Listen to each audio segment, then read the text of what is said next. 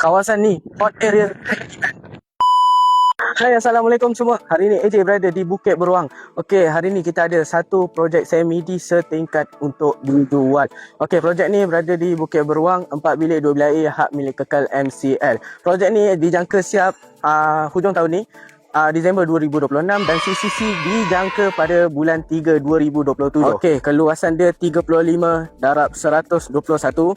Porch dia adalah 30 kaki dan tanah lebihan belakang dia sekurang-kurangnya adalah 31 kaki. Okey, macam saya cakap tadi, porch dia bersaiz 30 kaki. Bahagian yang pertama, ruang tamu.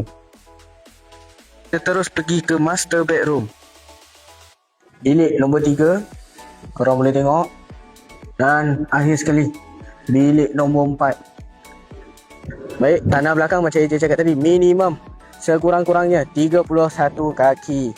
Baik, sekiranya anda berminat boleh WhatsApp AJ di nombor ni. AJ dah akan letak